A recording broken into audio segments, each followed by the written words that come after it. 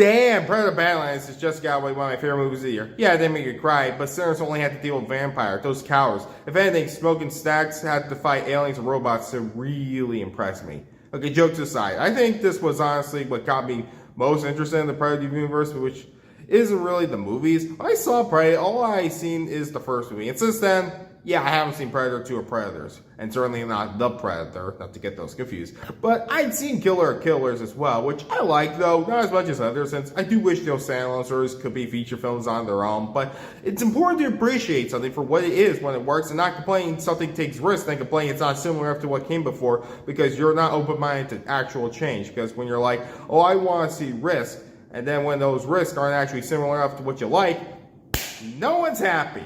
Now, with that said, what honestly has got me into Predator lore is the culture of the Yautja and how they stand apart while also in comparison. But I'll get to that later. Honestly, I just love that the monster is now the hero and it works intro. Maybe purists would prefer the formula. Like I said, I enjoy praying killers, putting the Predators into different time periods, but this movie breaks new ground for the franchise. And in my opinion, this movie is the best of Dan Trachtenberg's run. Since I've seen Prey, I have seen his first movie, 10 Cloverfield Lane, and also his Portal short film, which gave me one of my favorite performances of all time with John Goodman's Truculent Menace. And I don't know what Dan Trachtenberg's Sinners would be, and by that, an original film he has up his sleeve, but he's proven one hell of a director, and this brought the best out of the Predator franchise. And honestly, more interested in me in not in the other movies, but maybe the Dark Horse comics, which supposedly that's where a lot of Predator lore comes from, and I just love the concept. It's a group of alien warriors who live for the hunt, and their mythology and philosophy is compelling and has been and will be explored in so many ways beyond, well, you know, what is ever intended for, probably with the first movie. I'll get this out of the way now. If anything, if I compare it to, it wouldn't be the Xenomorphs or the Terminator. It would be King Kong. It's a weird comparison, but what I appreciate about modern King Kong storytelling, and even the originals to some extent, it's adding this level of empathy and dimension to the big game that adds personality and character, and even somewhat tragedy that sets him apart from Godzilla. Even if, you know, it's apples and oranges. Like, again, I love Godzilla -1. But, you know, there's the huge difference between Godzilla and King Kong as characters is that, you know, the way I see it, King Kong has empathy, and now others can insert it onto the Yautja like never before. And it is the right step forward for both franchises to evolve their iconic characters, because by being just that, an evolution. Sure.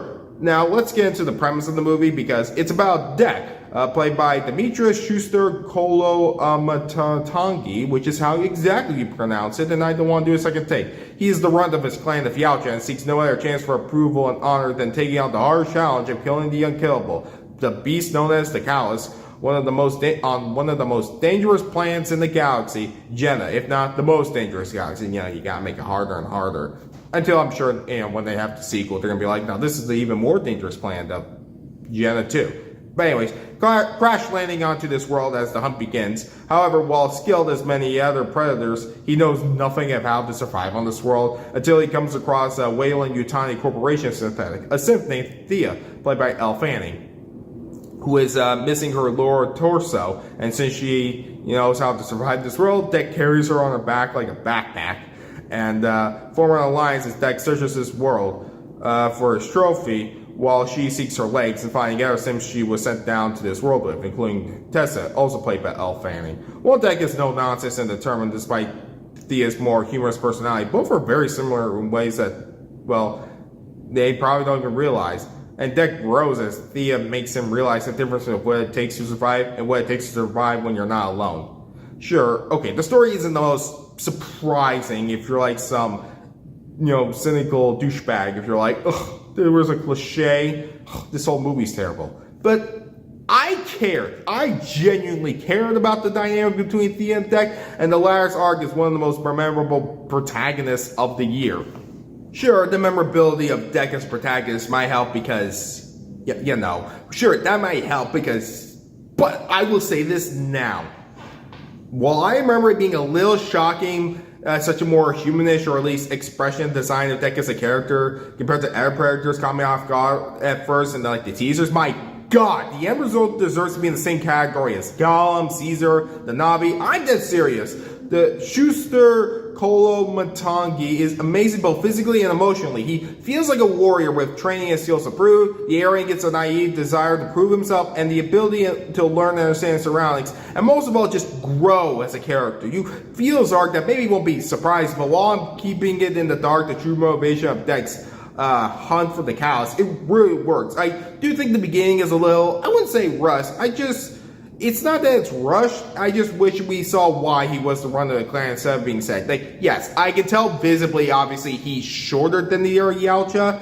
It's just, okay, what I mean is apparently there's going to be a prequel comic book about the hunt I assume he hails that leads into this story. But it's not like what here doesn't work. What doesn't work at first, though, is the action. Okay, it starts with this sword fight that has way too many cuts. And I was worried that would be the whole movie. But once it gets on Jenna, it really is some of the best action of the year. Especially every time it slows down and you feel the damage that comes to either hunter or hunted. And it takes time to make sure that it's not just action. It makes sure it feels like this character knows how to fight, how he's able to fight, and why he's able to win the fight or lose the fight. And God, it's just really good, especially every time it slows down and you feel like that you can just feel the damage that comes to either the hunted or the hunt. Now, this world is alive and dangerous, and you feel like they thought this ecosystem out. And sure, the CGI wasn't always convincing 100%, but it's not lazy. Sure, Bud, the character, which I don't know again how much I can give away, but which I won't describe without spoilers, it's this animal companion, and the role Bud serves isn't something that maybe will be too surprising, but it can't be off guard. But the visuals are fantastic. What I'm getting at is Bud is expressionate and it has a good design. And the world is unique in its carnage. I mean, it's PG-13, all because alien robot blood is green, purple, not red. So that's all it takes to do. It's just, you could kill a sentient robot legs by having it pop a head off.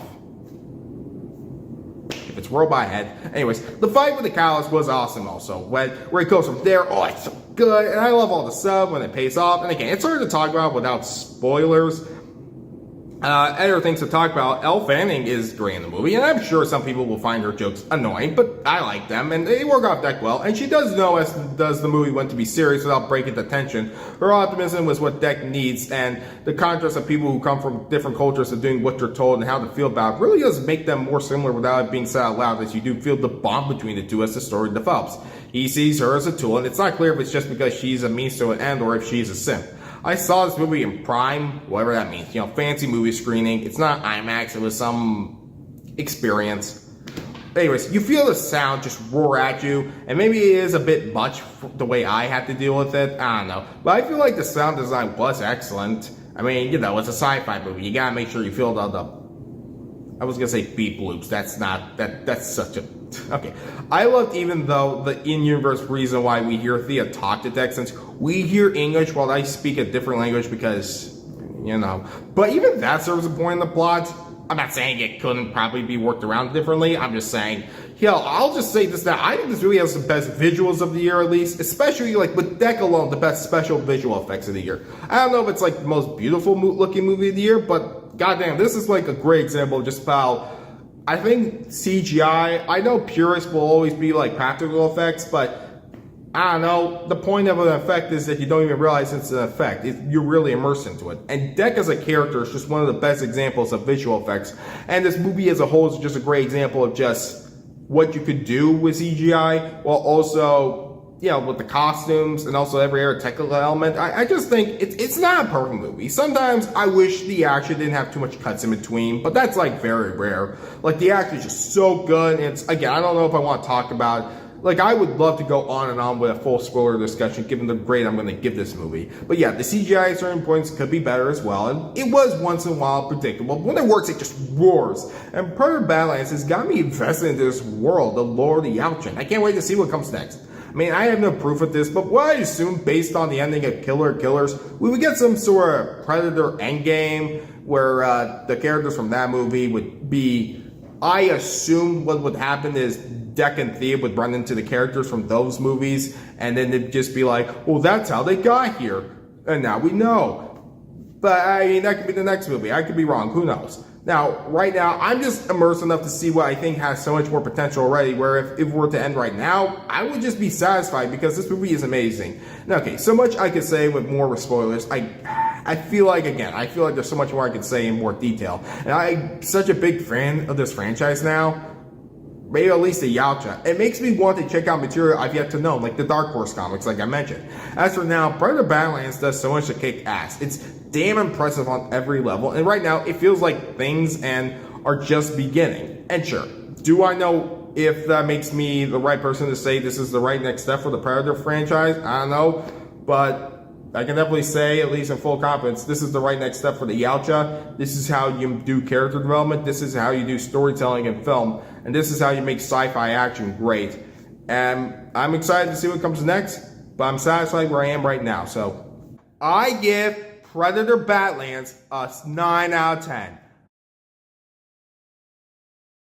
Thanks for watching. Make sure to like and subscribe.